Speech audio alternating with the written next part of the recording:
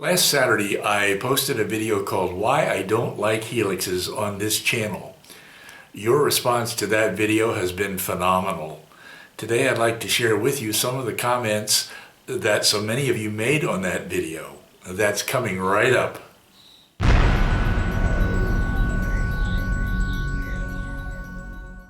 Hi, I'm Roy Smith. As I said, I uploaded a video called Why I Don't Like Helixes last Saturday morning, and the response to it has been phenomenal, with more than 60,000 views, nearly 1,000 new subscribers, well over 1,000 likes, and over 300 comments. I am very grateful to all of you who have watched and commented on that video. I am grateful because for me, one of the best things about model railroading is the way we in the hobby get to interact with each other. And YouTube is a great place for us to interact. In essence, the video was a commentary in which I identified the 6 reasons why I don't like my so-called Eastern helix, which is hidden behind fascia. Oh, by the way, I want to try to remember to call them helices, not helixes, in this video, because helices is the correct English plural of helix. Here are the 6 reasons I offered in that video for disliking helices in general, and my hidden helix in particular. 1. A helix can be complicated and tedious to build. 2. A helix can take up a lot of space in the layout room. 3. Cleaning the track in the helix can be difficult. 4. Derailments and unwanted uncouplings in a helix are difficult to fix. 5. Trains may need additional power to climb a helix. And 6. Trains seem to disappear for a long time in a helix. To my surprise, your comments were almost evenly divided between those of you who don't like helices and those of you who do like them. Those of you who don't like them said they are a pain to build and operate. And those of you who said you do like them said that you are happy because problems seldom, if ever, occur in your helices. Before going any further, and on a lighter note, I want to mention that some of you were able to explain to me what happened to those 3 trains that disappeared in my helix as I was filming last week's video. Wicked Seafood said that trains disappeared in the helix the same way that socks disappear in a clothes dryer. Sparky 107 and Sidearm said that I should start calling my helix the Bermuda helix because trains disappear in it just like ships and aircraft have disappeared under mysterious circumstances in the Bermuda Triangle. Texhorse said that he had some good news and some bad news for me. He said the good news was that my trains had reappeared, but the bad news was they had showed up on his layout in England, a layout called the Montrose and Highland Railroad. Jennifer suggested that I should check on the layouts of Sparky, 2448 Toyman, Vinny, and Container Man for my missing trains.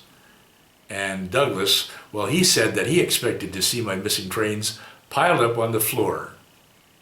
Isn't model railroading fun?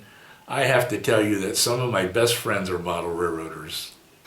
Well, many of you offered suggestions on what I should do about my Eastern helix, and I want you to know that I appreciate each and every one of your suggestions.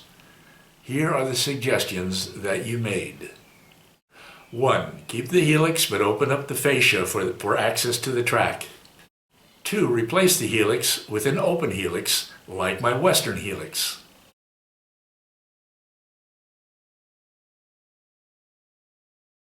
3. Remove the helix and build a bridge over to Pocatello.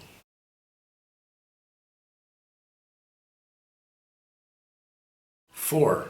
Keep the helix and build a bridge over to Pocatello. And 5. Remove the helix and replace it with reversing loops. In other words, some of you suggested that I keep the helix and others of you suggested that I rip it out.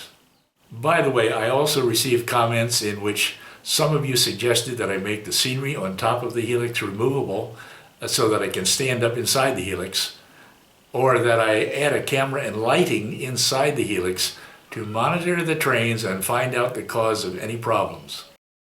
Some of you suggested that I build a different kind of helix known by various names, such as a spiral, a diminishing radius, quarry type, tiered type, or terraced type helix, in which it is easier to fix derailments than it is in a traditional helix such as mine.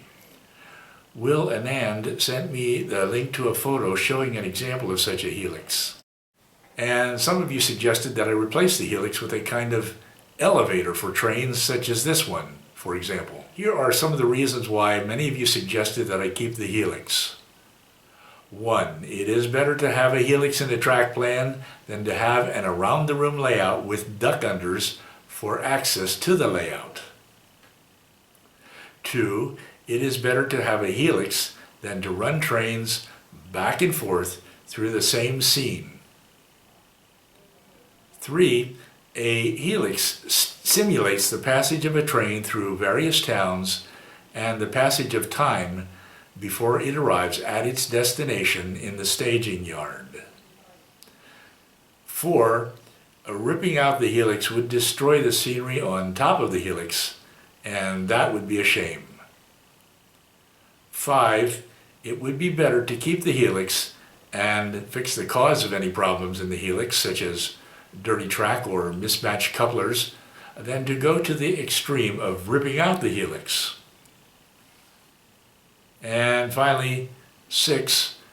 Why should I rip out the helix unless there are frequent derailments or other problems occurring in it? By contrast, many of you urge me to go ahead and rip out the helix because, 1, as we get older, it becomes increasingly difficult for us to duck under the helix to fix a problem.